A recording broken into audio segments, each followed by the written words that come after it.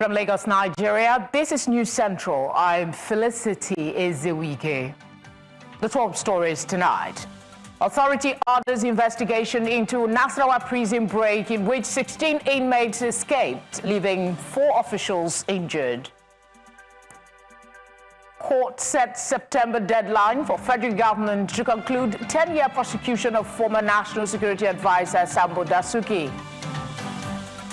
South Africa to present new trade proposal to United States to avoid 30% tariffs slammed on it by President Trump. Nigeria's crude oil production averages 1.507 million barrels per day, surpassing OPEC quota for second straight month. And in sports, Nigeria Super Eagles B team have been kicked out of the African Nations Championship after losing 4-0 to Sudan in the group stage. Tonight begins now. Welcome.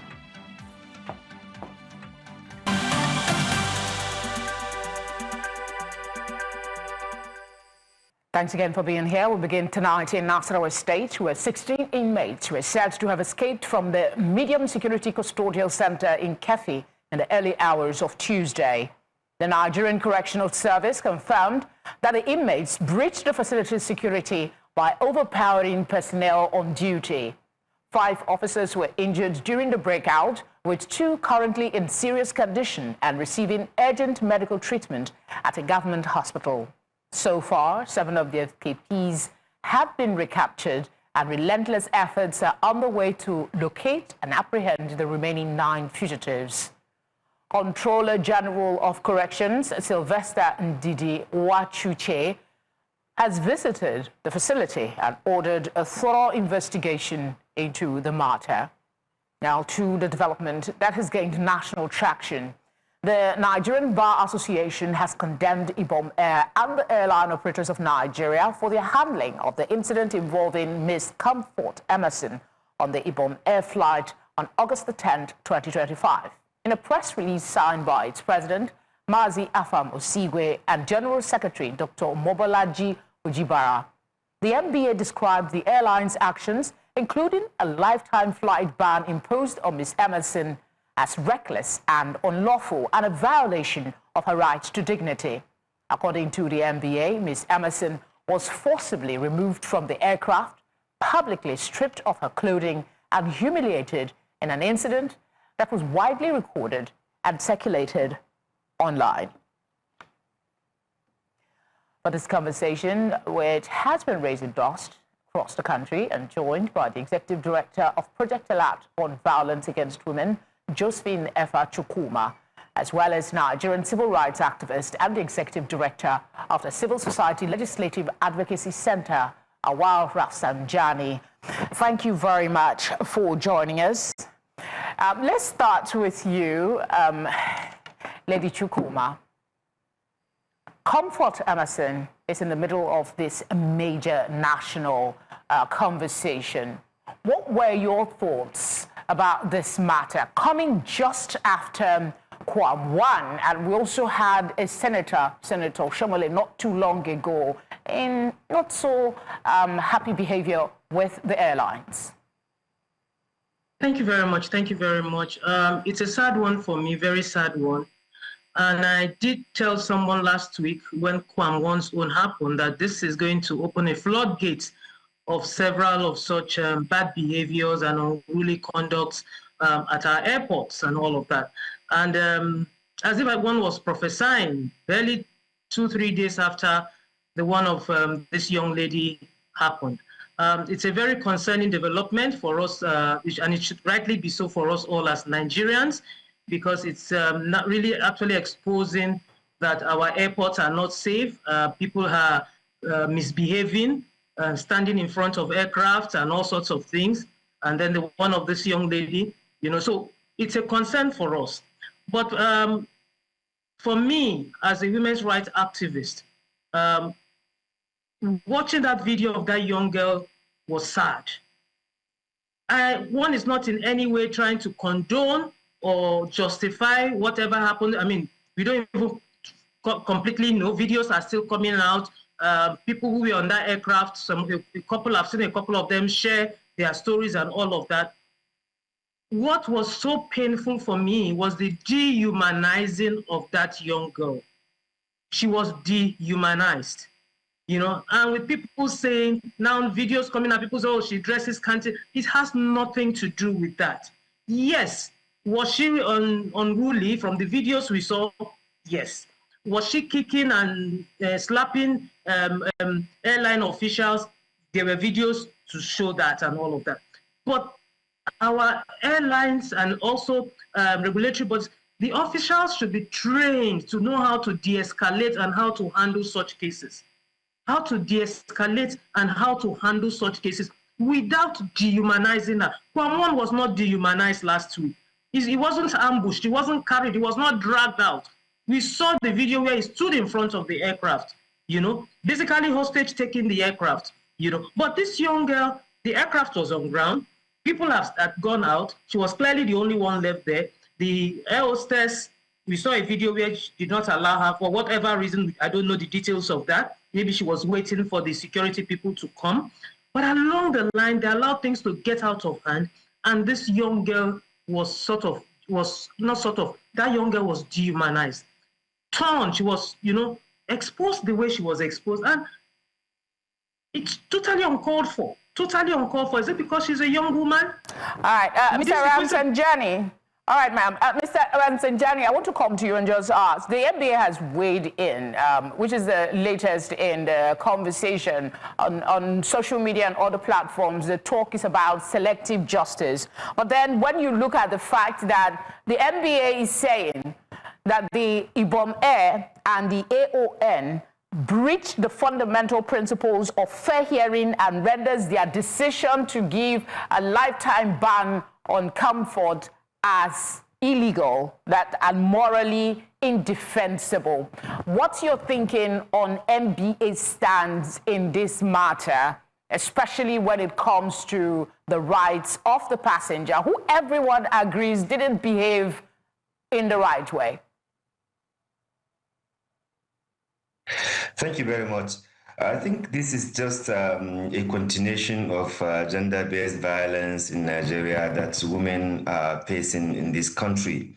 Because without, you know, sounding, you know, supportive of the action she has, you know, done, two wrong cannot make us right.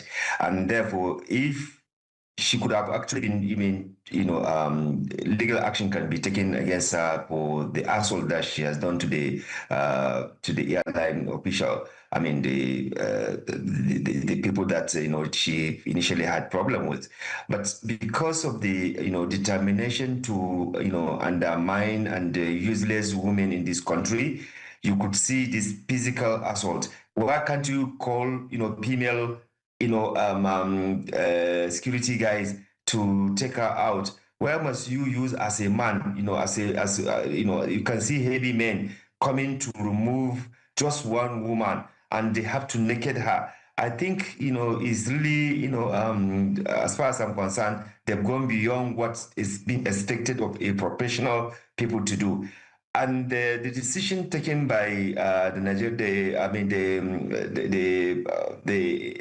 the airline, or rather the government, to say that they ban her for life, I think, you know, it's also part of the joke that you have in government now.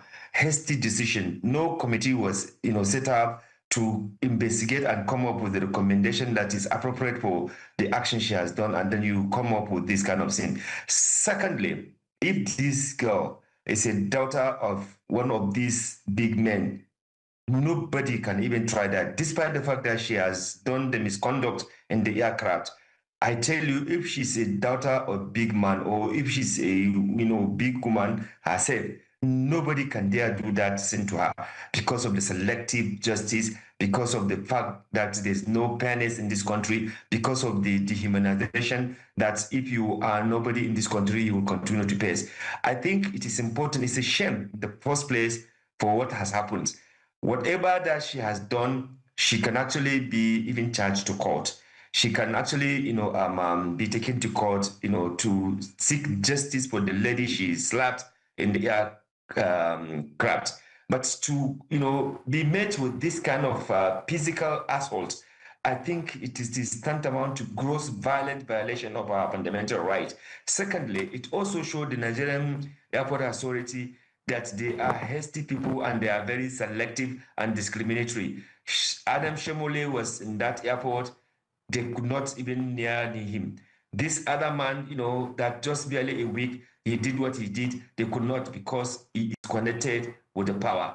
I think if we really want to have a country that is ruled by rule of law, that promotes fairness, equity, I think we need to stop this kind of behavior we are doing. All right. Thirdly, I think it is important that Nigerian passengers, they also respect the rules and regulation on the airlines, and the airport generally. Because if you travel to even Ghana, you cannot misbehave the way we misbehave in the aircraft. This incident is just one out of so many. And many. All right, Doctor, let me bring back. All right, I understand we need to go on a short break, and when we come back, there is plenty of questions. Stay with us.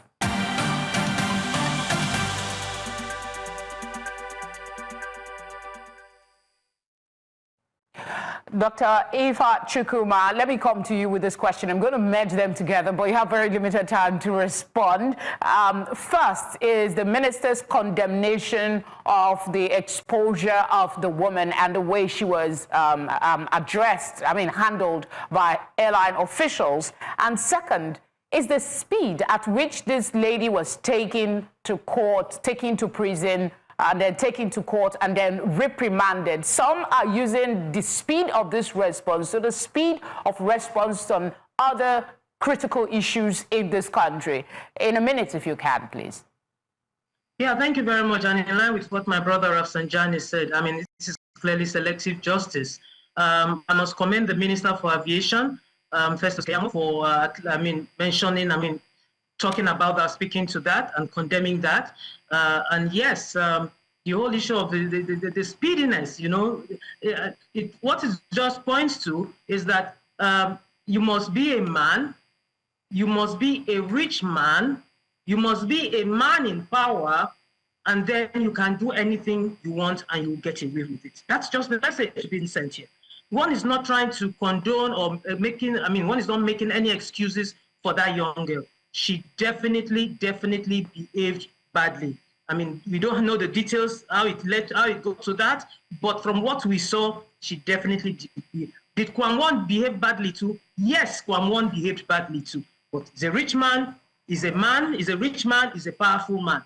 And this is a girl, a young girl, and that was how she had to be treated. Dragged off the aircraft, if you kept her till everybody came down from the aircraft, okay, fine.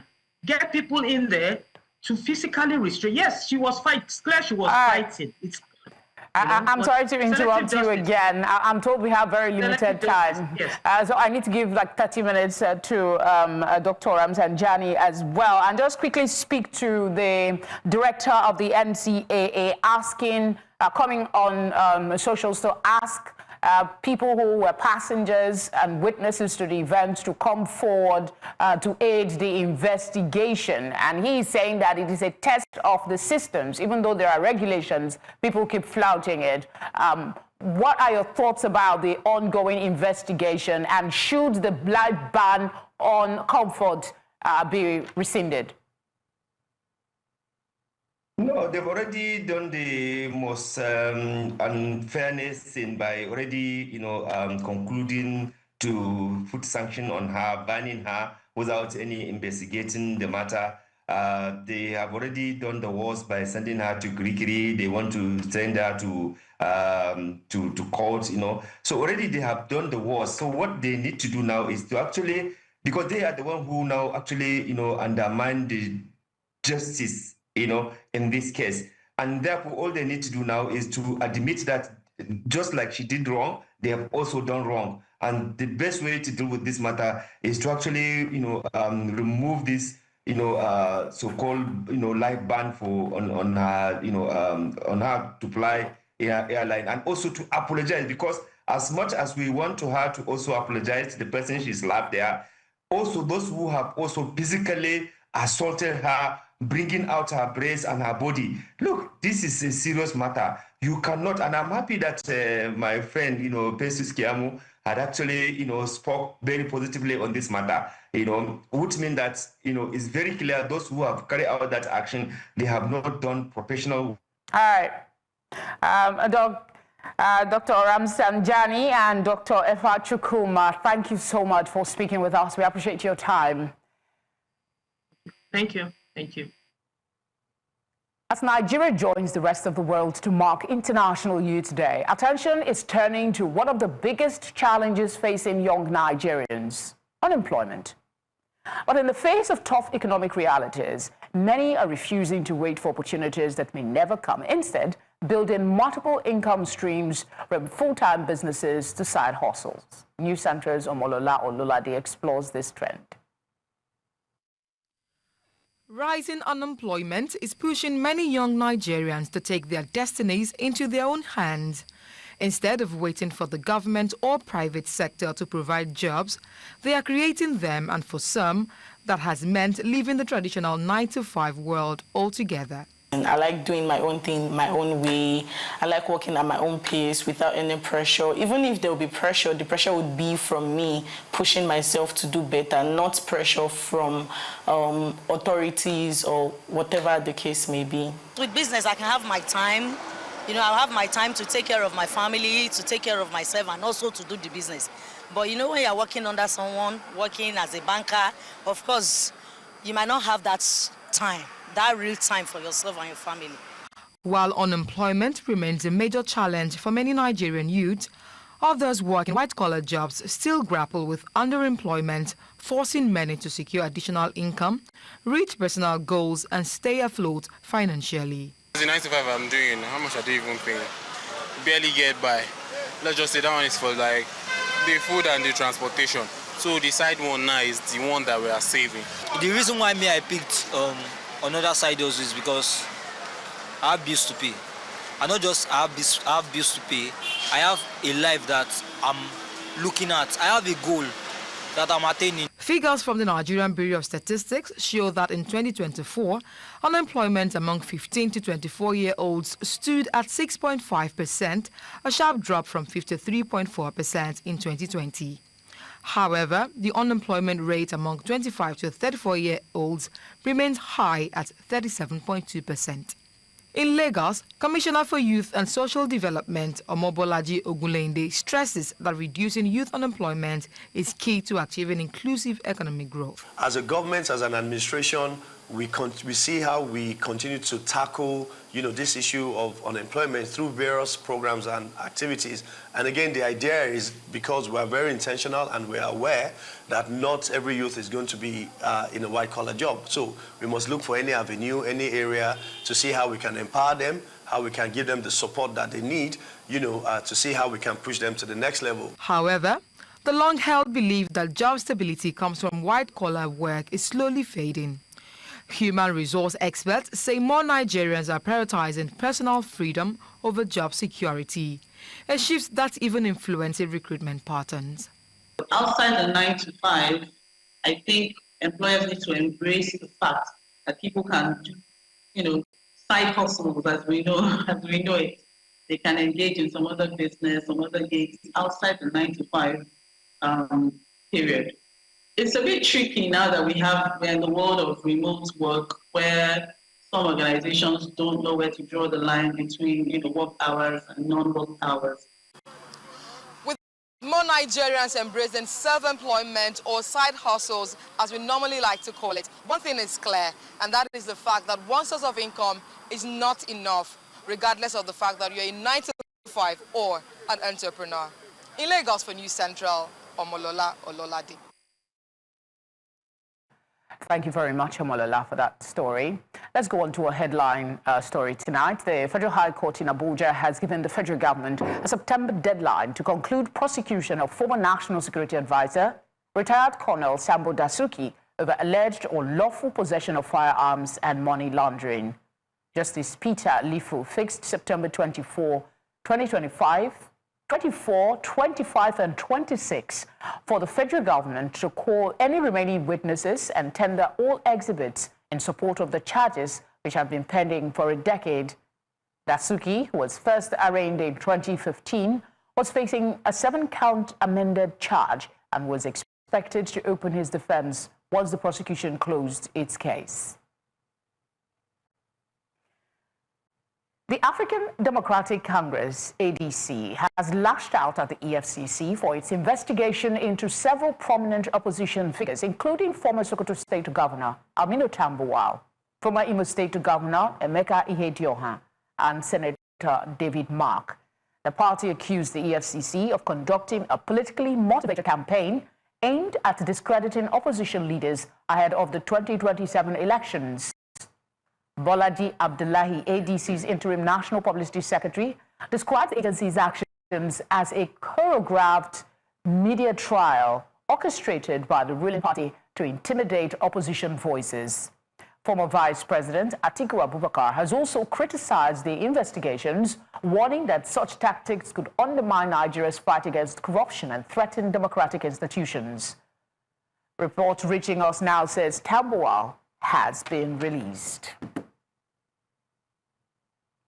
Jidologu is a legal practitioner. He joins me now to unpack this political and legal matter. Thank you very much for joining us. The timing is being cited, the fact that they are in opposition.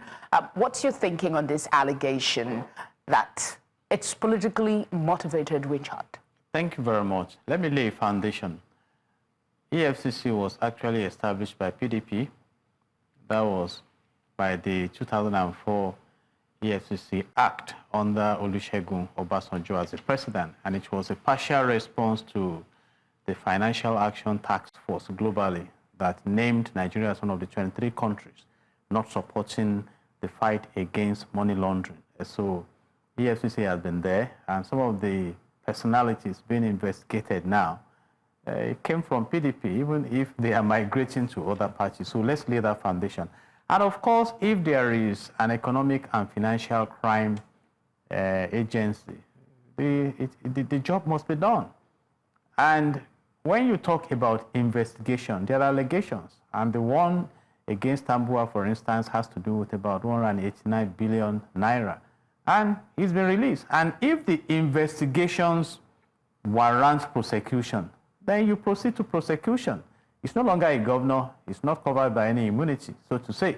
But the argument here is that, I mean, the timing, this could have been done perhaps a year ago, 2 years ago. Why is it being done now? Because they are alleging that because they joined the opposition in a fight for 2027, that all of this is about the upcoming election. It's a political opposition statement.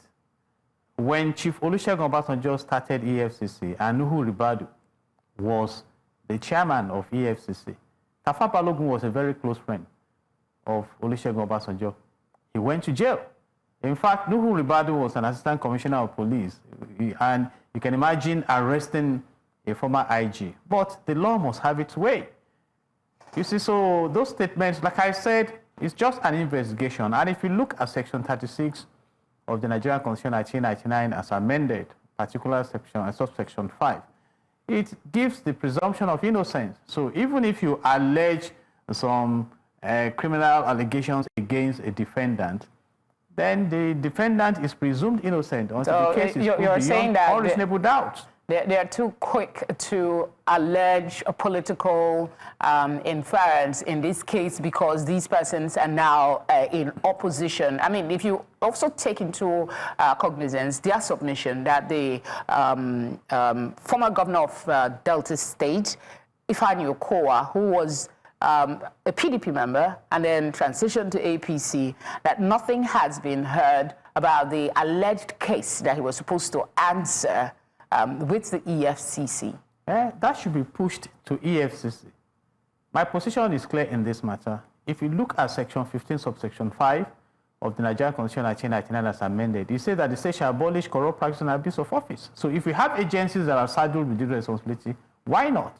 And all you need to do is go there and explain yourself. And then even beyond the issue of EFCC inviting some to question that some perceive as being selective, even when the Supreme Court eventually, and that should be the 12th of March 2021, affirmed the conviction of Joshua Darie, the former governor of Plateau State. His jail term. Eventually, the Council of State granted him pardon. So, I mean, the big question is that, is Nigeria even fighting corruption? You see, so okay, if there is no legal basis for these accusations, I mean, there are, from what you are saying, there are legitimate cases for investigation. That warrant the EFCC calling these gentlemen to their offices. So what would be behind this aligning the fact that EFCC has invited them to be a political move by the opposition? Some would possibly argue that it's whipping sentiments in their favor against the ruling party. Could that be the purpose? I support that to an extent, but which one of them will not play that ball? If it were to be ADC in power, will they not also? And that is why some of us speak specifically about having a sound system where the rule of law prevails. I mean, we politicize all these things. If indeed there is an explanation on disappearance of money, why not? And I have instances on the fact that investigation is not conclusive, it's not conviction. Look at the case of the former governor of Ekiti State, Ayodele Fayose. He was also invited by EFCC. He submitted himself, released some money, he's being prosecuted. But right now he's been discharged because of lack of diligent prosecution. And so I don't want us to now say it's because of, please, if there's corruption in the land, let EFCC go ahead and do their job. And I don't like this issue of sentimentalizing all these issues. If we must fight corruption, let's fight corruption. If Tambuwal is not complicit in any allegation, let it be. I mean, he's presumed innocent. So making the statement that is to witch hunt or whatever, some of them have gone around all the parties. We are seeking good governance in Nigeria, so I won't dance to the tunes of saying EFCC. I mean, you said it yourself. Either parties will play similar cards. Definitely. At the end of this the is day, Nigeria. Fighting corruption and politics, there seems to be a thin line. Don't you agree? Absolutely. He's been released anyway. So, and I don't see, if you look at the former governors that have even been sentenced to imprisonment in this country, there are about 3, and they all were released off the hook. Again. Thank you very much, Jide, for speaking with us and sharing your thoughts. You are welcome. God bless Nigeria. President Bola Tinubu has met with the governor of Anambra State, Charles Soludo, at the presidential villa in Abuja. The closed-door meeting focused on key national issues ranging from party politics, security, good governance, among others. Governor Soludo, a former central bank governor, commended President Tinubu for his administration's economic reforms and reiterated his support for efforts aimed at stabilizing the Nigerian economy.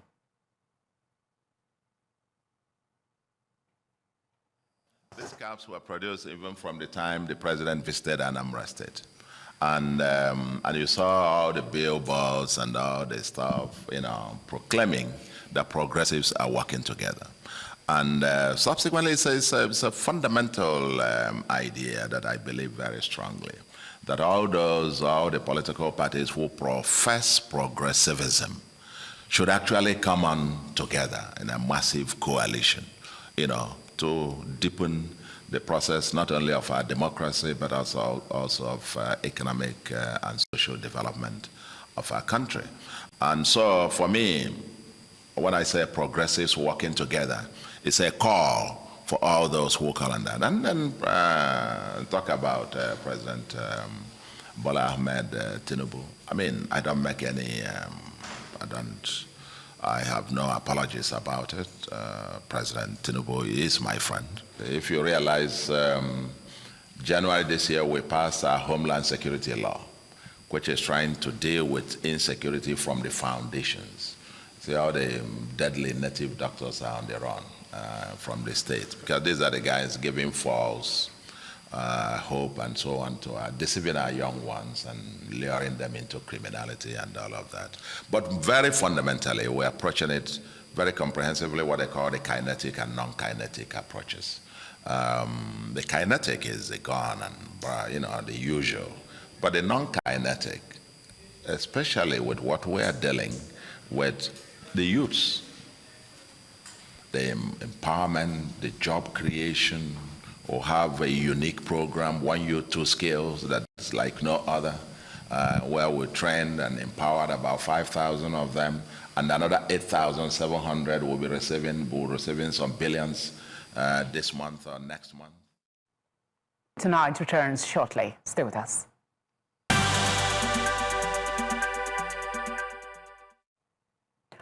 Operatives of the Special Prosecution Team, in collaboration with the Pipeline Infrastructure Nigeria Limited, PINL, have uncovered and raided an illegal crude oil refining dump site in Rivers State. This collaborative effort underscores President Bola Tinubu's administration's zero tolerance for illegal mining and hydrocarbons pollutions while safeguarding the nation's economic lifeline. News Central's Biola Festus has the report. The fight against oil theft under the President Bola Tinubu's administration has been unrelenting in recent times as agencies continue to collaborate to bring the illegal act to a standstill. Operatives of the Special Prosecution Team are empowered by the Petroleum Industry Act 2021 as a task force monitoring and investigating the hydrocarbon sector.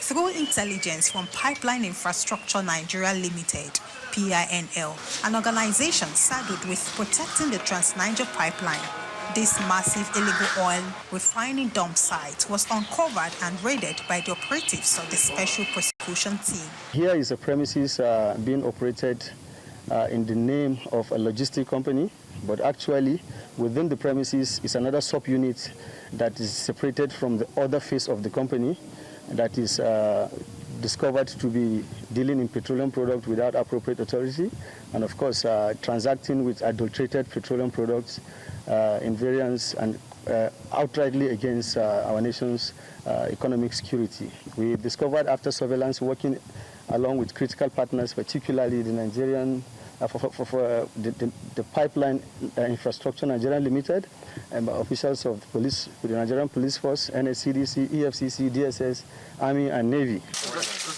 This hideout and hive of bunkers, situated in a discreet location in Oyigbo local government area of Rivers State, does not hint at what it holds inside from its outside walls. Acting on intelligence gathered from PINL, the Special Prosecution Team tracked down the location. The leader of the team also revealed that arrests have been made and several prosecutions are ongoing to nip the economic sabotage in the board. We've discovered several cooking sites where illegal activities are going on that led to the arrest of suspects, not an interview. Not less than 305 suspects have been interviewed thus far, and at least 108 suspects have been remanded in prison custody across the Niger Delta State and the FCT. 120 active cases that we've started. We've gotten 2 convictions, and we have 38 cases ongoing at trial level, while quite a number are still at investigation level. The Niger Delta ecosystem has long been plagued by hydrocarbon pollutants from illegal crude oil refining. However, with the surveillance of crude oil pipelines by Pipeline Infrastructure Nigeria Limited and its collaborations with security agencies, stakeholders within the region have begun to report significant decline in environmental impacts. In Rivers, for News Central, Biola Festus. Activist Omoyele Sowore and human rights lawyer Inibehe Effiong were at the NYSC headquarters in Abuja earlier on Tuesday to press their demands for the release of co-member Rita Aumayi's discharge certificate. The standoff began when NYSC extended Rita's service year by 2 months, claiming she missed her April clearance. Rita insists she was present with all required documents, but was turned away without explanation. Sowore and Effiong maintain the decision is politically motivated, pointing to her outspokenness on governance issues as the trigger. NYSC, however, says the matter is strictly administrative and in line with service regulations. Our goal here was actually to come and collect on her behalf the discharge certificate. But unfortunately, we went to the floor of the Director General of NYSC. He was absent from his desk. So instead, we submitted the letter. The NYSC has been known over the years to seize discharge certificate of people who are politically very vibrant during their service years. Anybody who is serving the nation can't be prevented from maintaining a political opinion. They did not accuse her of anything else. But we know that this is not what she did wrong. This is clearly retaliation for her speaking against the hardship under the Tinubu regime. What has been done in the case of Rita Aumayi, popularly known as Rai, is again another demonstration of the abuse of state institutions in our country. How come that she had to read on the social media handles of the NYSC that her certificate is being withheld purportedly because she did not undergo clearance? This is an act of victimization. This is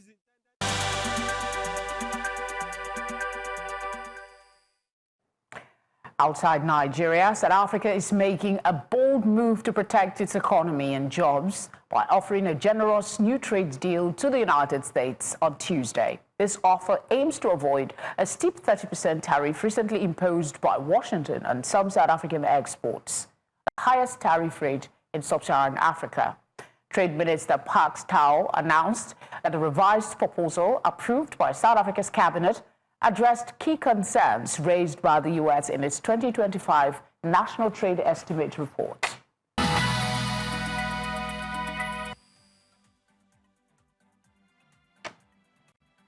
Perpetua joins me now for some business update. Hello, Perpetua. Hi, good evening. Now to the stories. Nigeria's average daily crude oil production rose to 1.507 million barrels per day in July 2025, surpassing OPEC's target for the second consecutive month. This is contained in the group's latest monthly oil market report.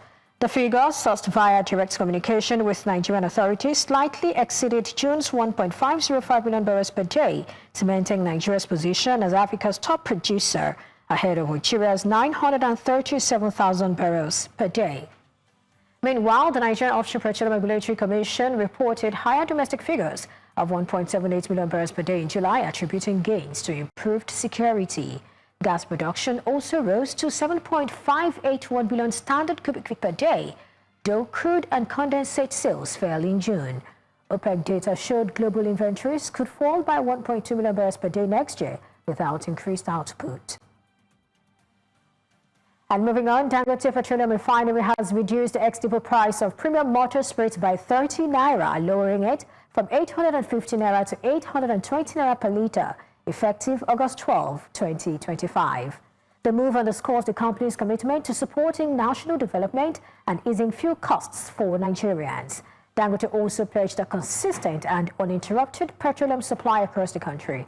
In a major sustainability push, the refinery will begin phased deployment of 4,000 compressed natural gas-powered trucks for fuel distribution from August 15, 2025.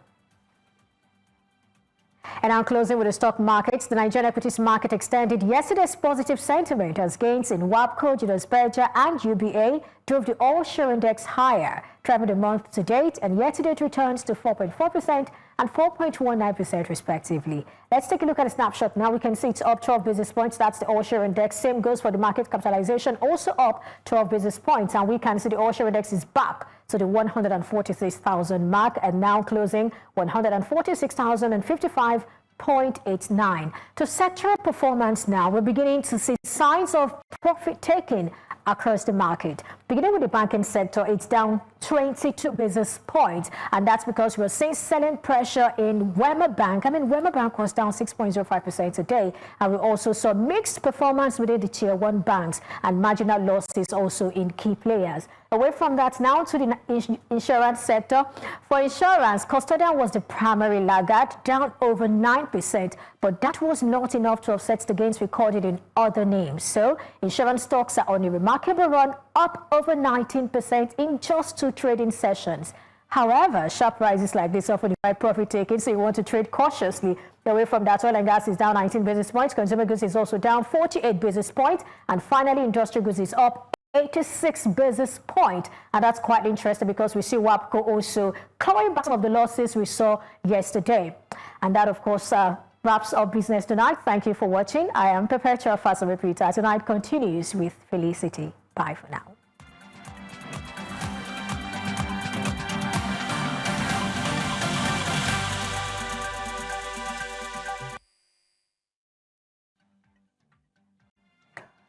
For sports tonight, Udoka has the details.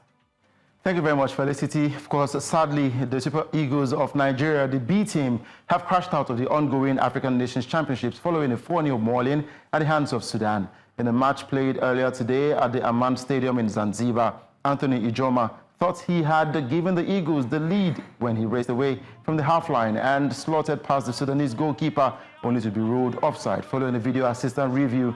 And of course, barely minutes later, Leonard Ngenge headed in an own goal to give Sudan the lead. Walidin Kader had then fired home a penalty to send the Falcons 2-0 up going into the break. Eagles coach Eric Schell made 3 halftime changes, but the move could not stem the tide as Sudan scored 2 more goals to record an emphatic win. The result means that Nigeria, who are bottom of the log, will not progress to the knockout stage, as only the top teams will progress. And Sudan and Senegal hold the top 2 spots in Group D with 4 points each. With a deep probing ball that beats Ngenge in the air. Abdul Razik then hits the woodwork. It rebounds kindly. And the Nigerian... Now, young table tennis talents from across Nigeria are currently undergoing an intensive 2-day coaching clinic to kick off the 6th edition of the annual Adegboyega Efunkayo National Cadet Table Tennis Championships, scheduled to run from today, Tuesday, to Saturday at the National Stadium and Moloda Okoya Thomas Hall, Teslim Balogun Stadium in Lagos. The championship is organized by the Efunkayo Sports Foundation in collaboration with the Nigeria Table Tennis Federation. Players from 14 states are participating at the clinic and under-15 tournament, which aims to discover and nurture young talents through modern coaching techniques and competitive play.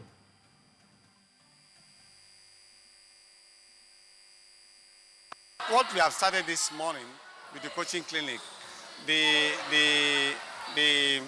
response is overwhelming because we don't even prepare for this large number. Now we are having over 100 players around for the clinic, right? So, but after today and tomorrow's clinic, by next tomorrow we'll be having the championship. There's going to be screening. So the real age bracket players are what we are really looking for, and by the time Now, the Abia State government says it is ready to host the maiden edition of the Para Badminton International and All Africa Para Badminton Championship in September and October this year. The 2 events are scheduled to take place in Umuahia following the endorsements of the Badminton World Federation and Badminton Confederation of Africa. According to the state officials, about 20 countries and over 224 international-based athletes are expected to participate in the Games.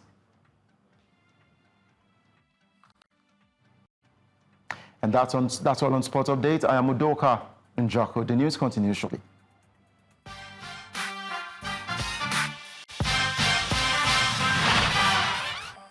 Time for entertainment news with Sam Dandy. Hello, Sam. Hello, Felicity. Well, Nollywood star Kate Henshaw has joined a wave of Nigerian celebrities reacting to Ibom Air's recent handling of a passenger, an incident that has sparked heated debate online.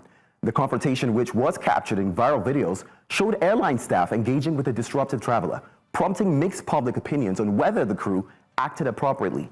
Kate joins other entertainers, including singer Simi, Bovi, and of course, Obi, who took to social media to share their perspective, stressing the importance of professionalism in customer service while also condemning disruptive passenger behavior. The incident has since stirred conversations about airline policies, passenger rights, and the balance between safety and courtesy during air travel in Nigeria. Let's move from that one. Sean Kingston is appealing to the judge for a softer sentence in his federal wire fraud conviction. According to recent court filings, he and his lawyers are requesting that he receives between 2 to 2.5 years of home confinement instead of prison time when he's sentenced this Friday, August 15th. While the sentencing guidelines suggest a 5 to 6 year prison term, Kingston's legal team is urging leniency, citing his clean record and extensive community work. Now, Kingston please highlights his charitable efforts and rehabilitation potential. He's been on house arrest since April, has organized toy rides, in fact, fed homeless and provided clothing to those in need. Now, they're arguing that this could be a reason to hopefully have the state be lenient to him. What do you think about this? You're laughing. Anything to get out of the real prison time. I mean, they will do it. You did all these things consciously, and it's time to pay off, and you're looking for it. It's time. It's just what it is. This reminds me of Diddy, but you know what? We're going to wait for sentencing, of course. Well, those are the biggest stories in entertainment. I am Sam Dandy.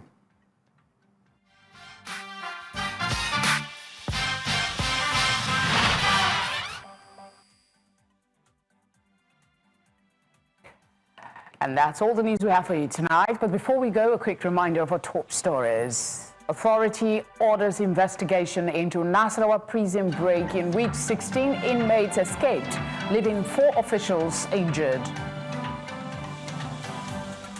Court set September deadline for federal government to conclude 10-year prosecution of former National Security Advisor Sambo Dasuki. South Africa to present new trade proposal to United States to avoid 30% tariffs slammed on it by President Trump. As always, we would love to hear from you. Please send your eyewitness report to the number being displayed now on your screen. You can follow us on social media platforms as well, at News Central TV. You can watch us live on DSTV channel 422, GoTV channel 23, Star Times channel 274, Avo TV, and on YouTube. Thank you very much for your kind attention. Have a good night, and I'll see you tomorrow.